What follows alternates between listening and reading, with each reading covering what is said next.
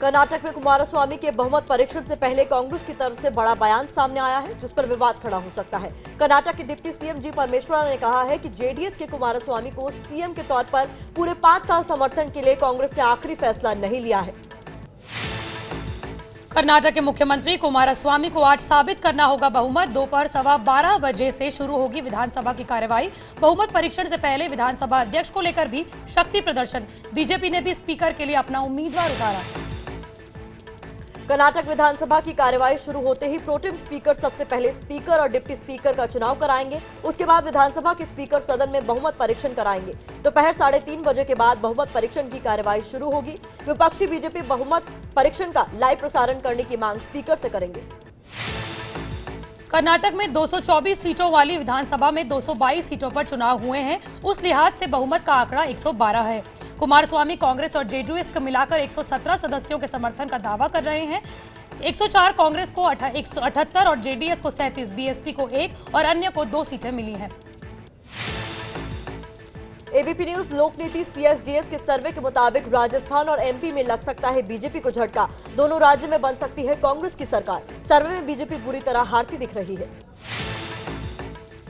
MP में बड़ी जिम्मेदारी मिलने के बाद दिग्विजय सिंह सक्रिय हो गए हैं। कल भोपाल में दिग्विजय ने कमलनाथ के साथ प्रेस कॉन्फ्रेंस कर बीजेपी की शिवराज सरकार को उखाड़ फेंकने का भरोसा जताया। दिग्विजय सिंह और कमलनाथ ने कहा कि उनकी पार्टी बीएसपी और दूसरे दलों के साथ समन्वय कर बीजेपी को सत्ता से हटाएगी। यूपी के कैबिनेट मंत्री ओम प्रकाश राजभर ने संभल में बिजली गिरने से घर चौपट होने पर मदद मांगने आई एक पीड़िता की मदद करने के बजाय उसे लताड़ा। पीड़िता ने ओम प्रकाश राजभर के पैर पकड़कर रोते हुए मदद की गुहार लगाई, लेकिन राजभर ने मदद की बजाय कहा कि जब तक जीना है तब तक रोना पड़ेगा। लखनऊ के हसनगंज इलाके के तुलसीपुरम में बीती रात देसी बम फेंके जाने से हड़कंप। दर्जन भर से ज्यादा दबंग युवकों ने इलाके में घुसकर अचानक सुतली बम पटकना शुरू कर दिया, जिससे इलाके में भगदड़ मच गई।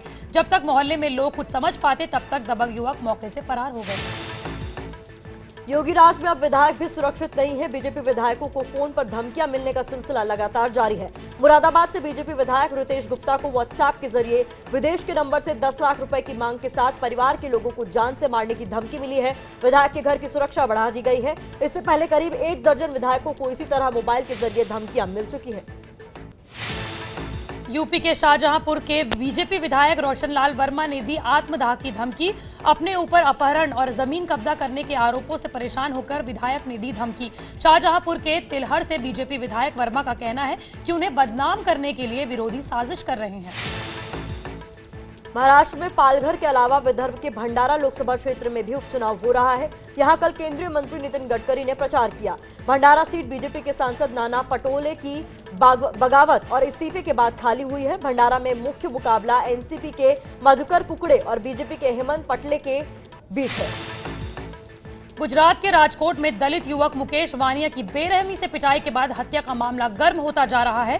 कल पूर्व केंद्रीय मंत्री और कांग्रेस नेता कुमारी शैलजा, राज्यसभा सांसद अमी याग्निक और पूर्व सांसद राजू परमार समेत कई कांग्रेसी नेता दलित युवक के गांव पहुंचे। सुरेंद्रनगर जिले के लिंबड़ी गांव पहुंचे इन नेताओं ने दलित युवक के परिवार को इंसाफ दिलाने की लड़ाई जारी रखने की बात कही। गुजरात के उप मुख्यमंत्री नितिन पटेल ने ट्विटर पर उन खबरों को खारिज किया है जिसमें उन्हें सरकार से नाराज बताया जा रहा था। नितिन पटेल सरकार बनने पर वित्त मंत्रालय न मिलने से नाराज थे। बाद में उन्हें वित्त मंत्रालय दिया गया था। नितिन ने लिखा कि पिछले कुछ दिनों से लोग मेरी प्रतिष्ठा और विश्वसनीयता को नुकसान पहुंचाने के लिए सोशल मीडिया में मनगढ़ंत खबरें और गलत पोस्ट डाल रहे हैं।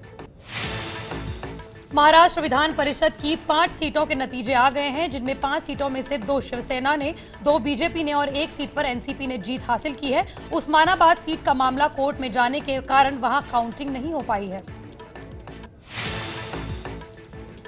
देश के उत्तरी, पश्चिम और मध्य भारत में गर्मी का कहर जारी है। अगले 2 दिन तक राहत मिलने की उम्मीद नहीं। उत्तर प्रदेश के कानपुर, इलाहाबाद और वाराणसी में आंधी से थोड़ा कम हुआ पारा। गुजरात के अहमदाबाद में लू चल रही है। गुजरात में सुरेंद्रनगर जिला कल सबसे गर्म रहा। सुरेंद्रनगर में 45.7 डिग्री सेल्सियस रिकॉर्ड किया गया। तापमान पूरा गुजरात में पारा 44 डिग्री के पार। एमपी की राजधानी भोपाल में भीषण गर्मी ने जीना किया मुहाल। दोपहर में सड़कों पर सन्नाटा। भोपाल में औसत तापमान 43 डिग्री के पार चल रहा है। यूपी के कानपुर में कल शाम धूल भरी आंधी चली, जिसमें गर्मी से थोड़ी राहत मिली, लेकिन आंधी से शहर का जनजीवन अस्त व्यस्त हो गया और राह चलने वालों को काफी दिक्कतों का सामना तेज आंधी से करना पड़ा। कानपुर में इनकम टैक्स ऑफिस के बाहर पुराना पेड़ था, जहां गाड़ियां गिर गई। गनीमत ये रही कि उनमें किसी को चोट नहीं आई। रक्षा मंत्री निर्मला सीतारमण ने कल नागपुर में आरएसएस के संस्थापक हेडगेवार को याद किया। नागपुर के हेडगेवार स्मृति मंदिर पहुंची रक्षा मंत्री, जहां आरएसएस के सर कार्यवाह भैयाजी जोशी ने उनका स्वागत किया। रिलायंस समूह के प्रमुख मुकेश अंबानी ने कल परिवार के साथ बाबा केदारनाथ के दर्शन किए। केदारनाथ मंदिर के लिए मुकेश अंबानी ने 51 लाख रुपए दान भी दिए। कल रात पुणे से मुंबई अपनी मांगों को लेकर आंदोलन के लिए पैदल आए छात्रों को मुंबई पुलिस ने मुलुंड चेक नाके पर रोक लिया। महाराष्ट्र राज्य सेवा आयोग की परीक्षा देने वाले 40-50 छात्र मुंबई के आजाद मैदान पर धरना देने जा रहे थे। छात्र महाराष्ट्र राज्य सेवा आयोग की परीक्षा में धांधली का आरोप लगा रहे हैं। मुंबई में अंधेरी इलाके के विट्स होटल के 4 करोड़ 93 लाख के 500 और 1000 के पुराने नोटों के साथ 3 गिरफ्तार। तीनों हैदराबाद से आए थे। पुलिस जांच कर रही है कि इतने सारे पुराने नोटों का ये क्या करने वाले थे। राजस्थान की राजधानी जयपुर से आई है गुंडागर्दी की रोंगटे खड़ी कर देने वाली तस्वीरें। फिल्मी स्टाइल में 2 गाड़ियों से उतरे 10 बदमाशों ने एक युवक को बुरी तरह पीटा। जब तक युवक बेहोश नहीं हो गया, तब तक वो उसे पीटते रहे। दर्द से छटपटाते युवक को उसके साथियों ने अस्पताल पहुंचाया। मारपीट की पूरी घटना वहां लगे सीसीटीवी कैमरे में कैद हो गई। हरियाणा की पंचकुला पुलिस ने राम रहीम के करीबी और डेरा सच्चा सौदा के प्रवक्ता आदित्य इंसा को भगौड़ा घोषित करने के बाद जगह जगह उसके पोस्टर लगाए हैं। पंचकुला के अलावा भटिंडा में भी आदित्य इंसा के वांटेड वाले पोस्टर लगाए गए हैं। यूपी के हापुड़ में बदमाशों ने एक दारोगा को दिन दहाड़े गोली मार दी। पेट में गोली लगने से दारोगा की मौके पर ही मौत हो गई। मृतक दारोगा दिल्ली पुलिस में थे और हापुड़ से अपनी फैमिली के साथ घर जा रहे थे। रास्ते में बदमाशों ने उन्हें रोका, फिर उनके साथ लूटपाट करने लगे। दारोगा ने जब इसका विरोध किया तो बदमाशों ने उन पर गोली चला दी और फरार हो गए। पुलिस मामले की छानबीन कर रही है। यूपी के बदायूं में चलती बाइक में अचानक आग लग गई और हड़कंप मच गया। बाल बाल इस गाड़ी से युवक बचे। फायर ब्रिगेड के पहुंचने से पहले जलकर खाक हुई बाइक। छत्तीसगढ़ के कोंडा गांव में राष्ट्रीय स्तर की खिलाड़ी समेत 3 लड़कियों से छेड़छाड़ के आरोप में आईटीबीपी जवान गिरफ्तार किए गए हैं। तीनों ही लड़कियां टेबल टेनिस की खिलाड़ी हैं, जिसमें से एक राष्ट्रीय स्तर की खिलाड़ी है। जवानों पर आरोप है कि प्रैक्टिस से लौटते वक्त आईटीबीपी के जवानों ने उनसे छेड़छाड़ की। बस्तर में तैनात पैरामिलिट्री के जवानों पर इससे पहले भी कई बार महिलाओं और युवतियों से छेड़छाड़ का आरोप लग चुके हैं। महाराष्ट्र के गढ़चिरौली में पुलिस एनकाउंटर में 37 से ज्यादा नक्सलियों के मारे जाने के विरोध में नक्सलियों ने आज 6 राज्यों में बंद का आह्वान किया है। नक्सलियों के बंद को देखते हुए छत्तीसगढ़ में विशेष सतर्कता बरती जा रही है। नक्सलियों ने बंद के लिए जगह जगह पोस्टर लगाए हैं। तमिलनाडु के तूतीकोरन में पुलिस फायरिंग में मरने वालों की संख्या 13 हो गई है। फायरिंग में घायल एक शख्स ने कल अस्पताल में दम तोड़ दिया। पुलिस की गोलीबारी में 13 लोगों की मौत पर तमिलनाडु की विपक्षी पार्टी डीएमके ने आज राज्य भर में बंद का ऐलान किया है।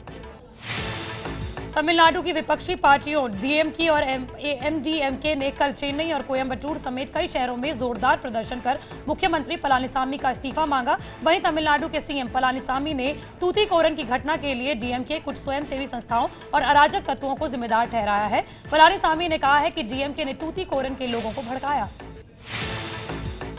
तमिलनाडु के तूतीकोरन में ग्राउंड जीरो पर एबीपी न्यूज ने जाना गांव वालों का दर्द। तूतीकोरन में स्टरलाइट के कॉपर प्लांट की वजह से हालात बेहद खराब। प्लांट के आसपास के इलाके में पानी बुरी तरह प्रदूषित। कॉपर प्लांट की जहरीली हवा से टीबी, अस्थमा, सिराइसिस और कैंसर जैसी कई जानलेवा बीमारियों के शिकार हैं लोग। तमिलनाडु के तूतीकोरिन में प्रशासन ने कॉपर प्लांट की बिजली काट दी है। एहतियातन तूतीकोरिन, मदुरै और कन्याकुमारी में इंटरनेट पर रोक लगा दी है। स्टरलाइट कॉपर प्लांट को बंद करने की मांग करते हुए पड़ोसी गांव के लोगों ने पुलिस ने मंगलवार को गोलियां चलाई थी, जिसमें 13 लोगों की मौत हो गई थी। आंध्र प्रदेश के डीजीपी मलाकोंडया ने लोगों से सोशल मीडिया पर फैल रही उन अफवाहों पर ध्यान न देने की अपील की है, जिनमें राज्य में बच्चा चोरी गिरोह सक्रिय होने की बात कही जा रही है। पिछले दिनों आंध्र प्रदेश के विजयवाड़ा में बच्चा चोरी गिरोह के शक में भीड़ ने कुछ लोगों की बुरी तरह पिटाई की थी, जिसमें एक व्यक्ति की मौत हो गई थी। ये है एबीपी न्यूज, आपको रखे आगे।